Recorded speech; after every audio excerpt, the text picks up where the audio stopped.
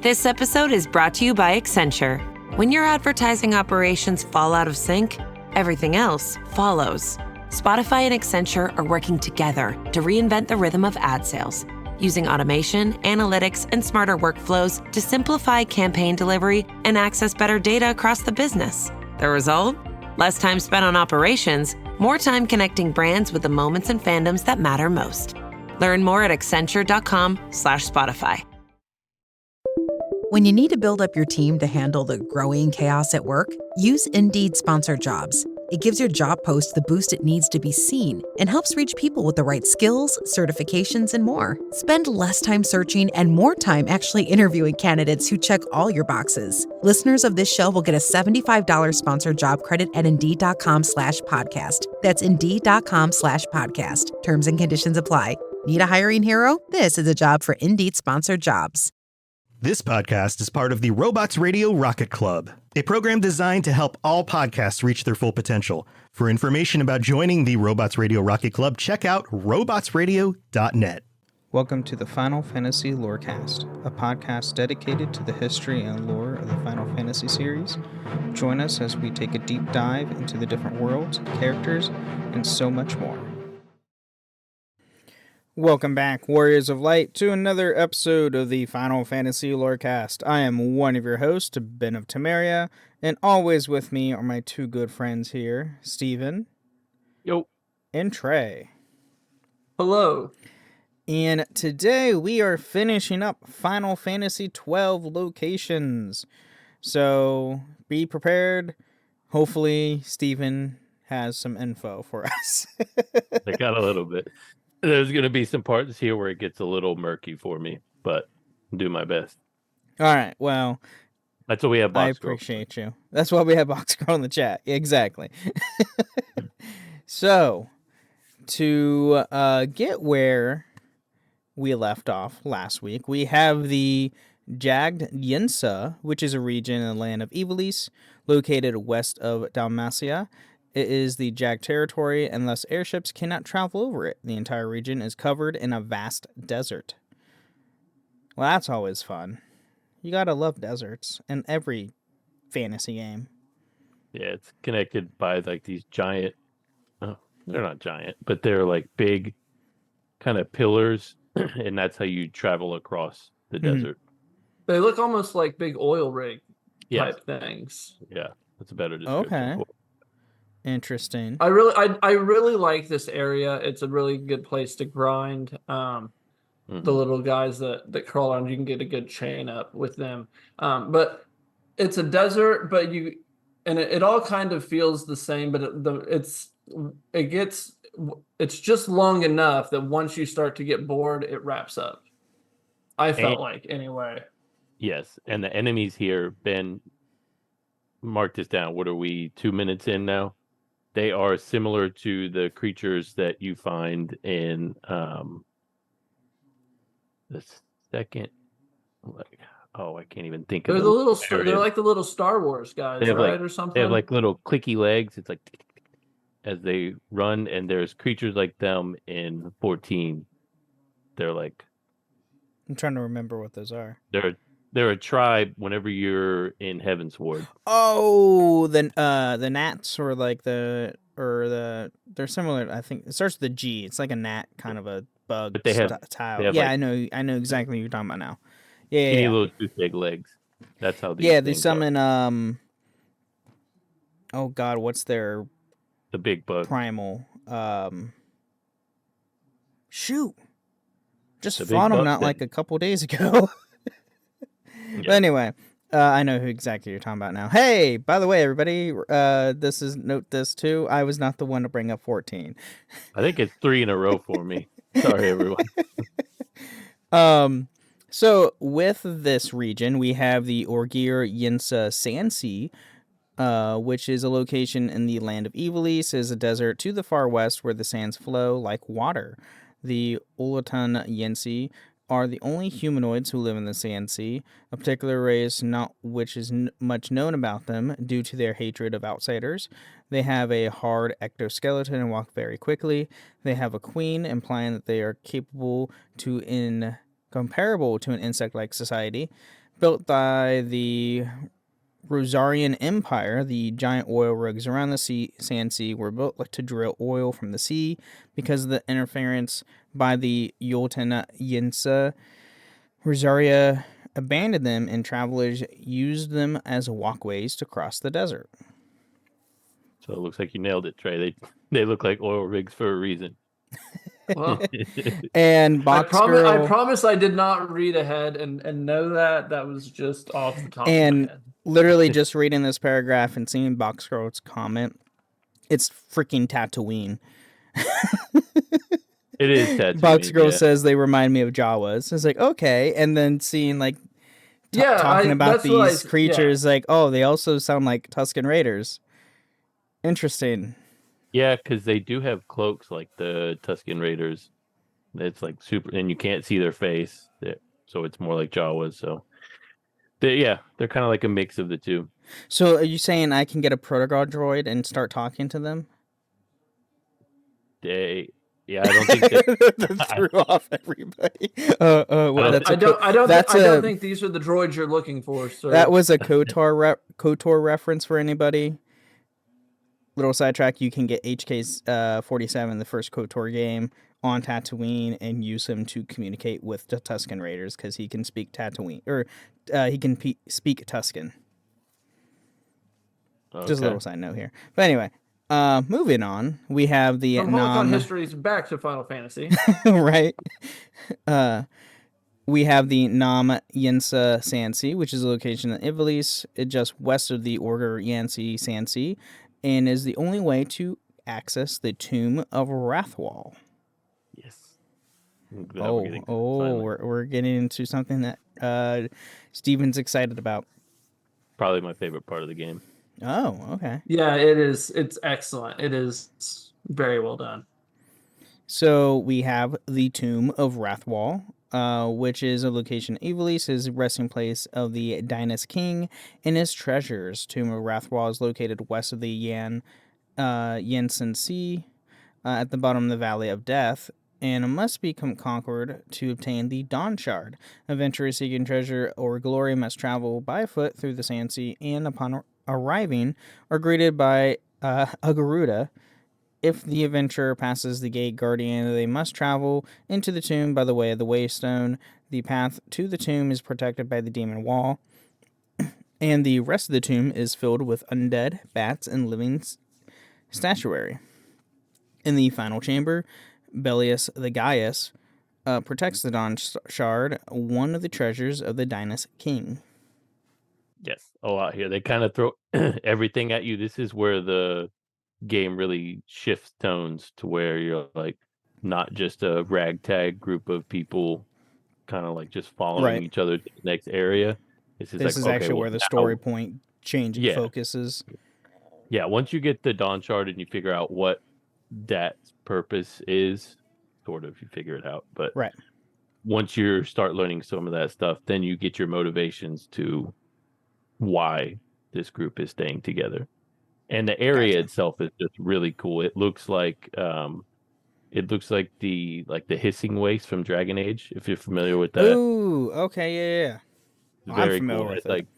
Has big almost Egyptian looking structures, and it's in the desert, but it's really cool. You do a couple of really cool boss fights here. Garuda, Belius, and don't you fight Shiva after you leave, correct? You fight Shiva afterwards or something. I think so. Yeah. Not Shiva. You fight another dragon or something. You fight something else, I think. But the Garuda fight is what I really wanted to shout, because for me, that's in every playthrough, that seems to be the first real boss that kind of tests my party to see if I've got them equipped and ready to go. My first playthrough, that was the first boss I struggled with, where I had to really learn the mechanics of the Gambit system and just kind of figure everything out. So I always like that boss fight in 12 always holds just a special place in my heart, the same way like the Materia Keeper does in 7. And they have the Demon Wall reference, speaking of 7 right here, which is of course always welcome for everyone here. Yes, Demon Wall. In all the games we see the Demon Wall. It sucks. Yeah, this is one. I think it's usually recommended like you beat one and then you just run past because I believe there's 2 iterations of it. But you're basically just run for the second one. Well, It that's sucks. fun. It's really hard. But yeah, also Bellius is your first Esper that you get. Thank you for pointing that And out. he looks epic, by the way. He is pretty. I'm pretty sure if you fight the second one, you get a weapon or something. Yeah, I don't think it's like worth it. But yeah, Bellius is like the Ifrit substitute in this game. Oh, okay. Gotcha. So next we have the Zetarian Caverns, which is an optional location in the land of Ivalice. The caverns are a vast network of caves that run under the regions of Dalmatia, Jagd-Yensa, and the Bancor regions, connecting the continents of Ordalia and Kurwan. The caverns can be accessed from Dalmatia's Wester Sand, Orgir Yensen Sandsea, Yan Yensa Sandsea, and the Orsmoon Plain. Zetarian caverns can be deadly for a party wandering inside too early. It's suggested that at least average level of 20 plus. The Esper Adramelech can be found inside, as well as numerous hunts and rare game, as well as good spoils, both from treasures and from the enemies. The caverns are of a sand territory, or Tarian, sand terrain, bleh, meaning earth damage is elevated. Yeah, this is similar to the T-Rex that you fight early on. Like if you just accidentally wander into this, because you can get it from that first area like that you go to with the T-Rex. You're like, oh, what is this little area here? Oh, completely wiped out in 2 seconds. So you want to be it's a little bit later into the game before you can comfortably go in there. Yeah, follow the story until you get high level. Yeah, but I like those bits, those little teasers at the beginning where you get wiped way early and you're like, I'm going to come back and beat you. Like, sometimes I do forget about them, but I like having that in games that really hook me in. It's a great thing for me personally. Yeah, I like it. That's and fair. it's so satisfying when you go back through there at the proper level. I go through and I kill a few more of the goos whenever and I'm then properly level. Mr. Evilastic 1 in chat says the caverns are your first real "Are you ready?" spot. And you're usually not. You get in there and it's like, oh no, this is bad. Yeah. So now we have the Jad Defor, which is a region, another region in Ivalice. It is Jad territory, and thus airships cannot travel over it without being special skystones. The region is covered mostly in forest, but deep within it lies an ancient city. So we have the Gomor Jungle, which is a vast jungle east of the Osmoon Plain. Within the jungle is Eret village. I hope I'm saying that right.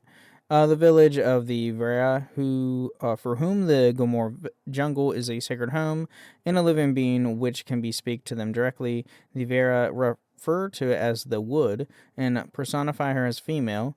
Gomor jungle can prove to be a daunting place for the first visit. The status-inducing God, I hate these things.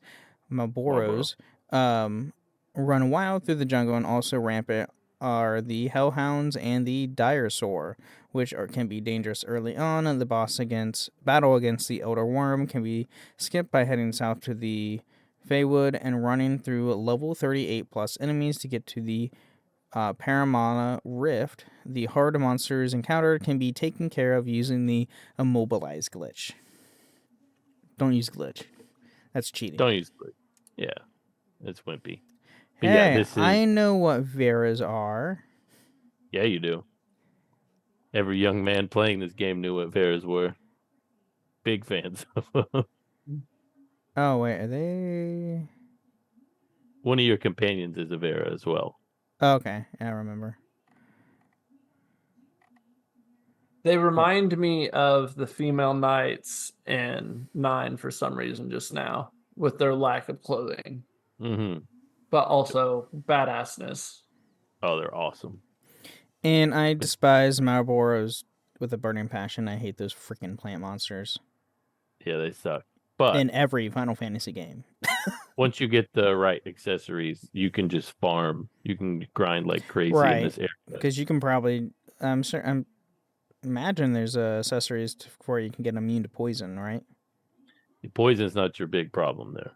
No? It's going to be all the other ones. Blind. Blind is a huge issue in 12 because you have to. I mean, you're constantly attacking. You don't have a ton of MP. So if you get blinded at the time, you don't even realize it because you're watching the rest of the screen, and all of a sudden your attacks aren't doing any damage. You're like, "What the hell? Why is this taking so long?"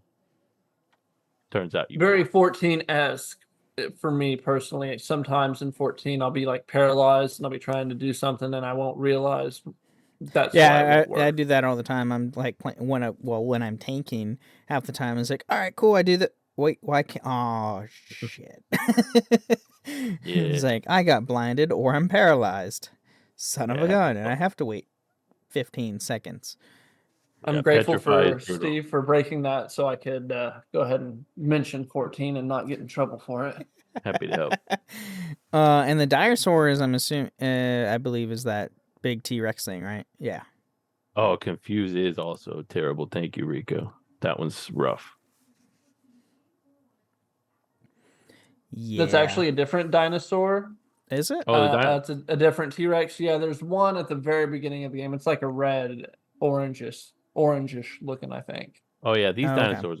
Okay. Yeah, they're pretty. Oh, these are nothing compared to the one you first see. Okay. Well, by the time you get to this area, you should be properly leveled in order to. They're nothing. Yeah, and the Hellhounds are nothing either. They're just obnoxious because there's just large running numbers packs. of them. Yep. Yeah. That figures. So within this forest, we do have the Aruta village, which is the home of the Vera and is deeply connected to the forest. Only the Vera can reveal the hidden path to it, as its pathway is covered in vision dust, which is harmless to Vera, but clouds and mines all other races. Only women live in Aruta village, as the Ultima Guide states that males live elsewhere. The Vera only meet in town center near the middle of the day, and the rest of the time they will sleep around the forest, guarding its trees. The Vera Yot, Fran's elder sister, is the closest thing that we have to a leader. Since the village is part of the forest, the Vera refer it to as a living being. Whether the village actually has a will of its own is debatable, but the Vera is currently, or certainly, seem to think so. Yeah, when they reveal it, it's kind of like going into hyperspace, the way it looks. Pretty fun. Here's your Star Wars reference, Ben. That's awesome. That's great. And I mean, it makes sense why. So, if nobody knows, Viera are racing 14 too, as well as 12. And when they were first introduced, they were only female characters. And then we didn't get male Viera, I think, like 4 years later, or something stupid. But it's the same thing, like, the females live in a centralized village and the males live somewhere else. Much like that's also similar to Hrothgar in 14 as well. The females live in one specific village and all the males live somewhere else, and they only come together when they need to repopulate. One lives in Jupiter and one goes to college. Exactly. Pretty much. So yeah. And I'm looking at the only oh, okay. The chat's going crazy. It's like Chrono Cross. I was like, Chrono Cross is great. So now we have the Feywood, which is another location. Ivalice is the ancient forest that provides a passageway to the holy city of Gurvigan. Sure. Perfect. It has vegan in the name. Parts of the wood are blocked by a thick wall of mist until after the events of a Draclor Laboratory. The Feywood is similar to the Snowfly Forest in Vagrant Story, also directed by Yamasi Matsuno. Which is I believe, an anime. Oh no, this is an RPG. It's an old RPG. Pretty beloved RPG. Oh, it was in the States? I never did play it, though. Yeah, I haven't got around. Also to known it. as the Phantom Pain. Huh. Oh, it was a PlayStation console exclusive, that's why. That's why I never got to play it. I never had an original PlayStation. Ah. I didn't. It sucked. I wish I did. Yeah, So, it's much better than Xbox. hey, I got to play KOTOR on the Xbox, and that was an exclusive. It's true. I still haven't played it ever. Oh no. Alright, now we move on to Vegan, also known as the Holy Realm. Is an ancient city that has faded from memory, though many of the have sought to rediscover its forgotten settlement. Dense mist permeates the entire region where the city is believed to be located. The city does not follow the standards of other cities in Ivalice. The city consists of a giant pit. At the very bottom, which is the Great Crystal, around the sides of the pit are platforms going down the way. These platforms are connected by invisible platforms that appear only when approached. The only other way to travel the city is by many waystones above the city, only accessible by a waystone guarded by the Esper Shimhazia. The Orcuria reside, keeping a watchful eye over all of Ivalice. Never to leave this place, only people deemed worthy may actually see the Orcia. Yeah, this part sucks. This part sucks. It's very, very tough to traverse this area. If you're not following a guide, it's going to take you. You either have to be incredibly lucky, or it's going to take you a while to get through this area, because all the areas pretty much look the same, and you have to take a specific order in order to get to the end. Not a lot of fun. That's and fair. the enemies. Enemies suck. It's not fun. All right, that's great. Lovely. Yeah. That's great. So, within the Great City, we have the Great Crystal. It is a large crystal located in the deepest reaches of Giruvegan. The core of the crystal is a giant orb of magicite constantly spewing mist. The player speculates that it might be netherite, whether its purpose is never revealed. The Great Crystal could be the Orcia's deposit of netherite, or perhaps the source of magicite and mist. Whatever the case, it acts as a deadly gateway to the Orcian dwelling, filled with powerful monsters and a twisting maze, also sealed within the fearsome prisoners, the Espers, Ultima, and Shimhazia. This part also sucks. Yeah, I can imagine, because the chat has requested, Steve, would you like to do the honors, or should I? You looking at chat? Yeah. What did I miss? This place gets last two. Gets the F-bomb for the episode. Oh, go for it, Trey. Man, fuck this place. Indeed. 100%. Oh God, Ultima's like, what the heck is Ultima supposed to be in this game? What in the world? They're similar to another game, which I won't mention, but they're basically like super powerful, like demigods, basically, that watch over. That's weird. I don't like this Ultima look. It's not great. I don't like it. I don't like it at all. Not great is an understatement. At least they're like curtsying to you. So there's that. They're awfully rude to you, though. But they are respectful about it. It's not exactly what like proper people do. They're just really assholes, but they say it properly, so that way they can get away with it. Gotcha. And Mr. Evilastic says same Ultima as in Tactics. Yeah, I imagine so, because Tactics and 12 are within the same world of each other, so makes sense.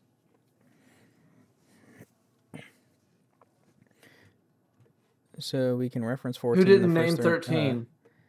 But 13 is not one of them to be named. Okay, I'm confused, chat. I'm also confused because I love 13. What about 13, guys? I am so lost here. While you guys type this stuff in, 13 have the fallacy. Ultima's like, oh, okay. Ultima's like the fallacy. Okay. From 13. Okay, I can see it now. Anyway, let's take a quick mid break, and we will be right back. Experience a membership that backs your business journey with American Express Business Platinum. Earn 5 times membership rewards points on flights and prepaid hotels booked on AmexTravel.com. Plus, apply to find out your welcome offer, which could be as high as 300,000 membership rewards points. American Express Business Platinum. There's nothing like it. Terms apply. Welcome offers vary, and you may not be eligible for an offer. Learn more at americanexpress.com/business-platinum. Pays Checkout is offered by your banks and credit unions. So when you shop online at participating merchants, your cards appear in one place, ready to use and kept up to date. And the best part, your actual card number isn't shared when you check out, because boundaries are healthy, like no work emails after 6. One small step for boundaries, one big leap for checkout. Pays. It checks out. Activation required. See pays.com to learn more. Terms and conditions apply.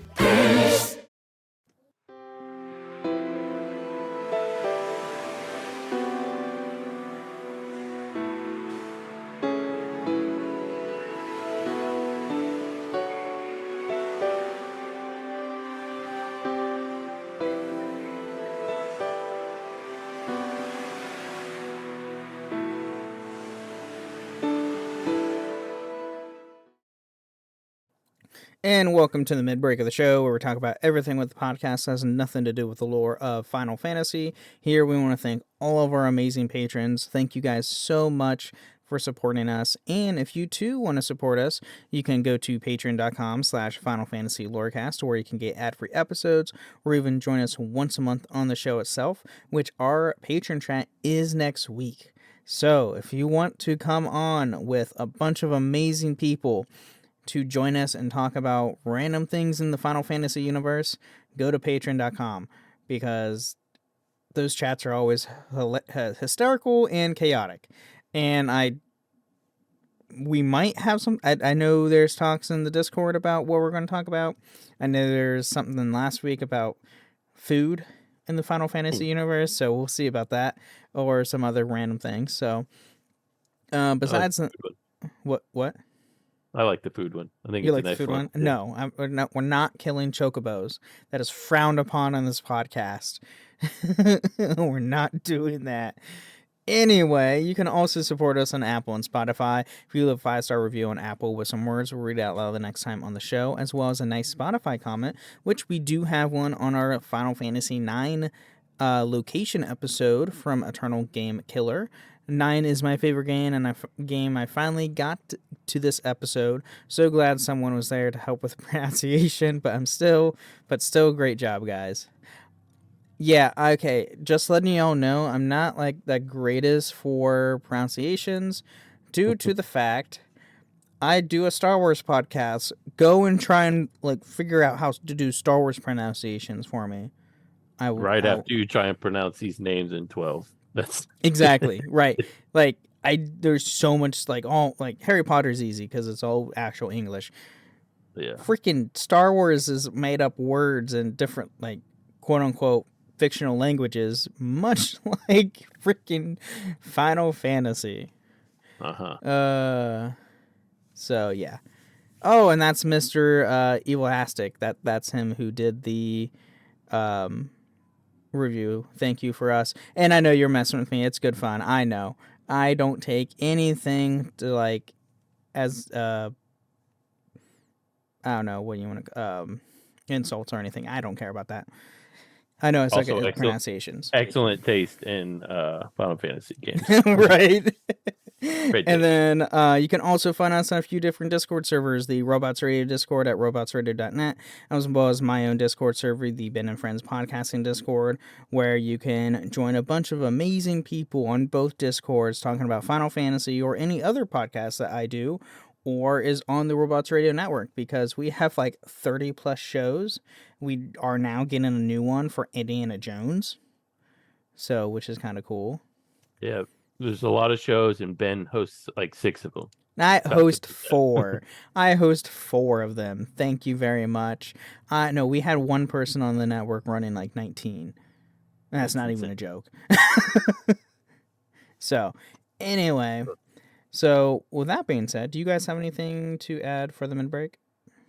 Nope. No? Nope.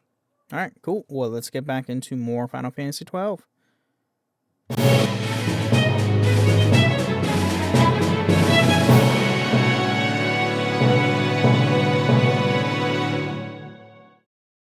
It's 1938. The 2-week pay period is invented.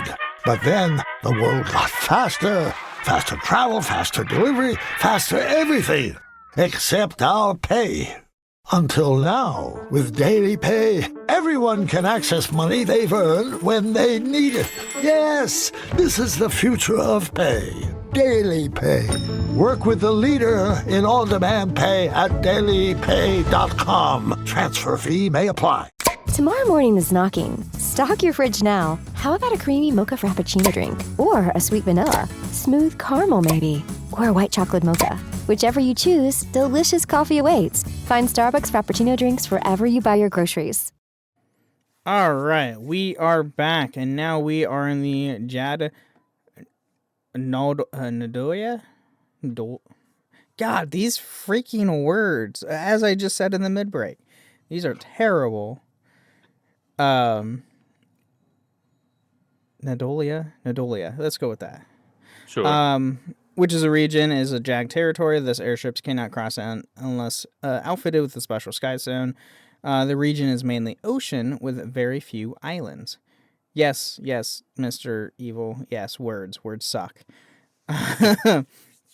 And we do have the Redoria Cataract? Got it. Which is a land in Ivalice, is a strange geographical location on the verge of a huge hole in the ocean. Well, that's fun. This is where you lose me. This is beyond where I've played through. Oh, this is where we lose you?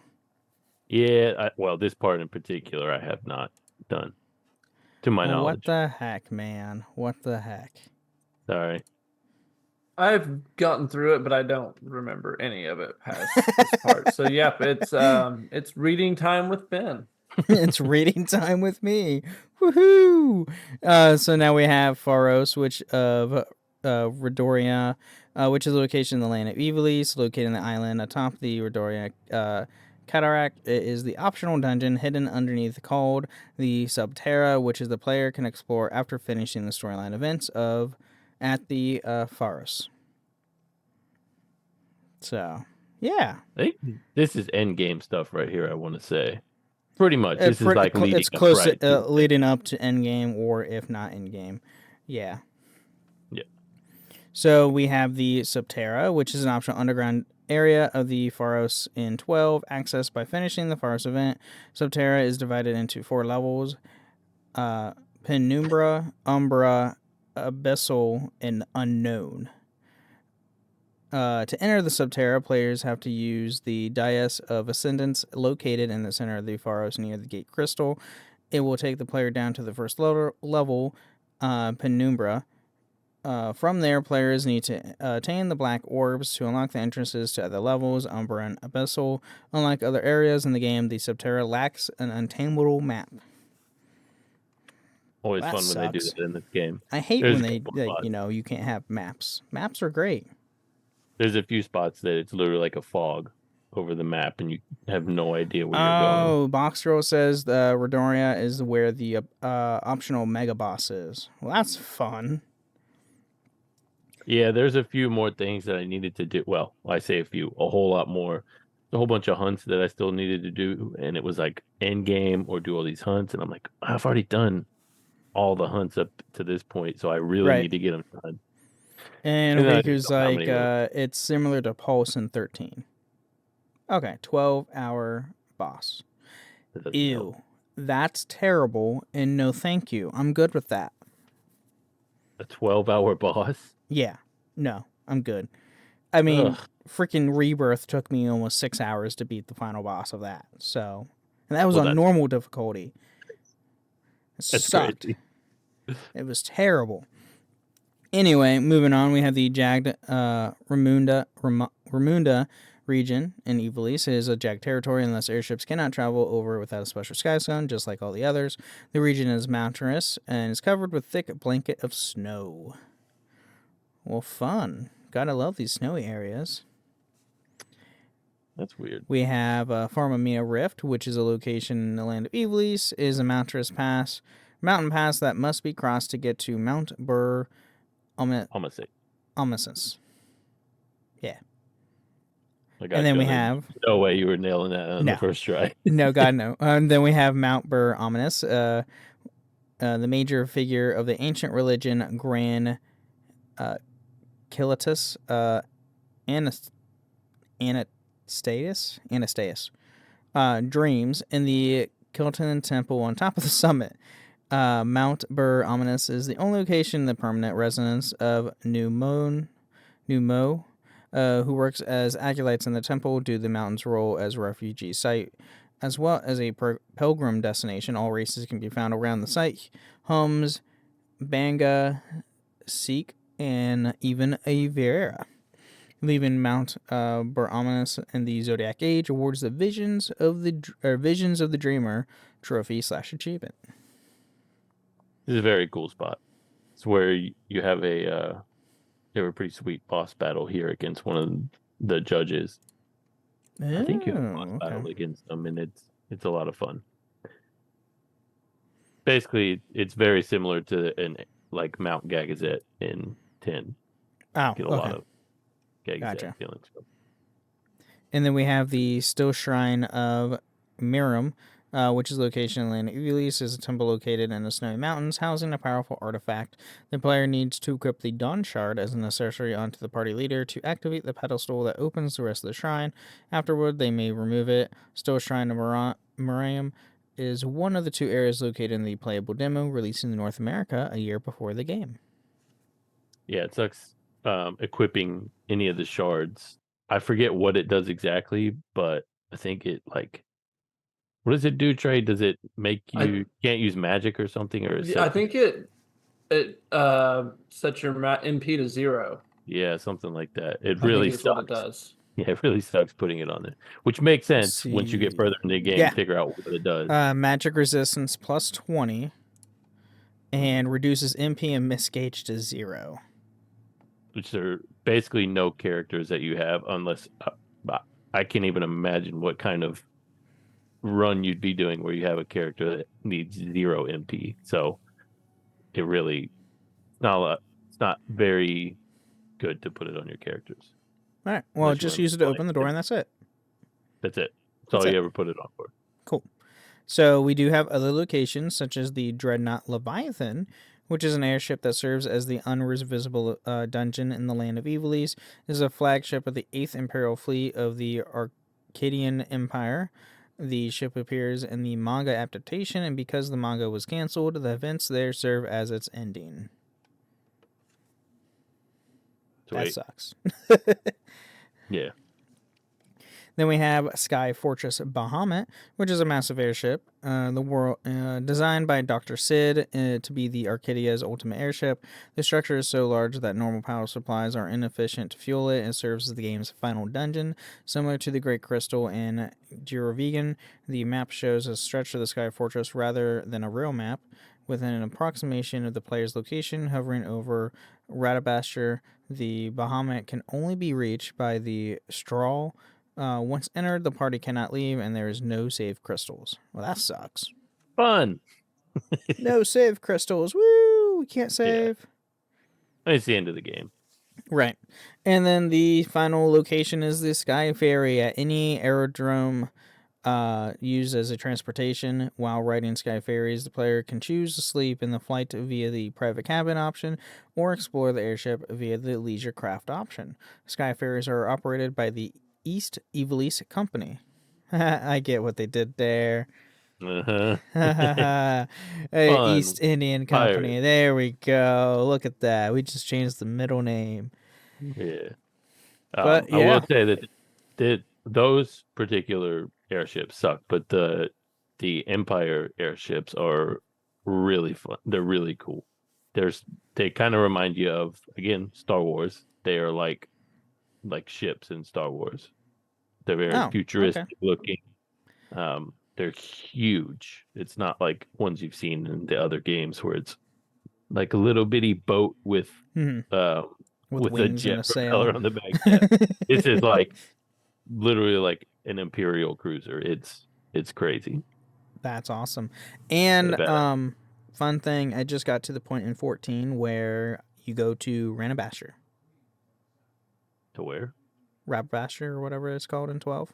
Rabanaster? Yeah. You go to Rabanaster in 14? Yeah. Steven is back in on 14, ladies and gentlemen. It's post Stormblood. Oh, so it'll take me a couple of years before I get there. Got it. Man, you blitzed through that main story quest there in that week stretch. I did, and it burned me out. And I haven't played the main story quest in probably 2 weeks. That's fair. Just take a break until you're ready to go again.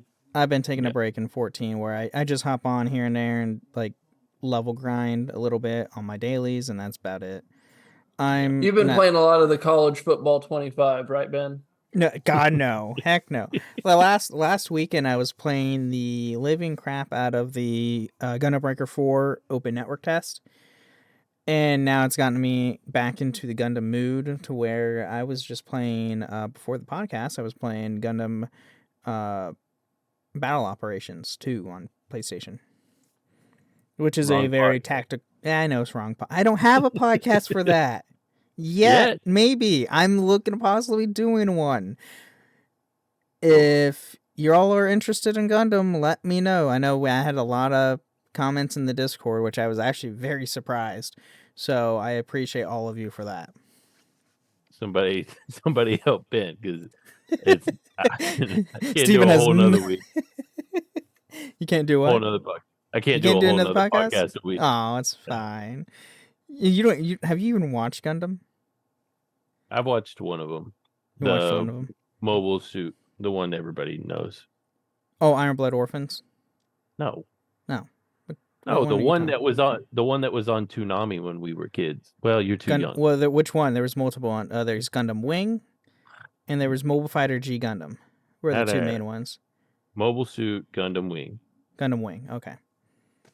Is that differentiate Gundam Wing? Gundam Wing. Yeah, Gundam Wing that's a good one. It is a very good one. And no, Mr. Evil, it's not 31 podcasts. That would be 5 if I do start it. If I do, I would need a co-host, just saying. Since Ben didn't do it, I'm going to shout out Riku and now Dragon Dagger for subscribing to Ben's channel. Yes, I appreciate you, all of you.